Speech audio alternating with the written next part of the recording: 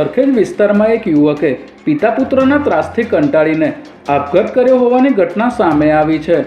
Ujala circle પાસે રહેતા સુરેશે તેના મિત્ર કાળુ પ્રજાપતિ અને તેના પિતા રાહુલ પ્રજાપતિ સાથે મની ટ્રાન્સફરની દુકાન ભાગીદારીમાં ચાલુ કરી હતી, પરંતુ પિતા પુત્રએ મૃતક યુવકને ઉછીના પૈસા આપ્યા હતા, જેના બદલામાં ભાગીદારીમાંથી છૂટો કરી દીધો હતો, જેથી સુરેશે ઘરમાં ગળેફાંસો ખાઈ લીધો હતો।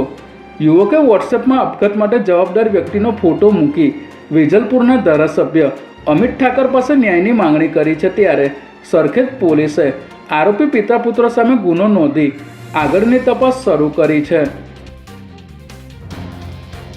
અમદાવાદની સાબરમતી સેન્ટ્રલ જેલમાં કેદીઓને મળવા માટે હવે નકલી વકીલનો ઉપયોગ કરવામાં આવતો હોવાની ચોંકાવનારી વિગતો સામે આવી છે, જેમાં ગત 11મી જુલાઈએ કુખ્યાત બુકી હરેશ મૂલચંદાણી જેલના વકીલ મુલાકાત રૂમમાં વકીલ તરીકે આવીને એક કેદીને મળ્યા હોવાનો ઘટસ્ફોટ થયો હતો।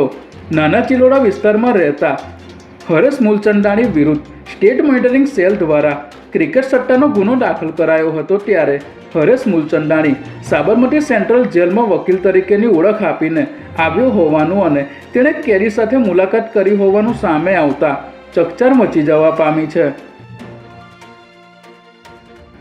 અમદાવાદ મ્યુનિસિપલ કોર્પોરેશન દ્વારા પ્રજાના ટેક્સના કરોડો રૂપિયાના ખર્ચે તૈયાર કરવામાં આવતી સુવિધાઓમાં કથિત ભ્રષ્ટાચાર અને નબળી ગુણવત્તાનું બાંધકામ વધુ એકવાર ચર્ચામાં આવ્યું છે, જેમાં મેયર હિતેશ બારોટના મત વિસ્તાર એવા સિલજ ગામમાં માત્ર 7 મહિના પહેલાં જ 17 કરોડના ખર્ચે આધુનિક સુવિધાઓ સાથે તૈયાર કરવામાં આવેલા સ્મશાન ગૃહનું આરસીસી સ્ટ્રક્ચર અને પેસેજનો ભાગ બેસી ગયો છે।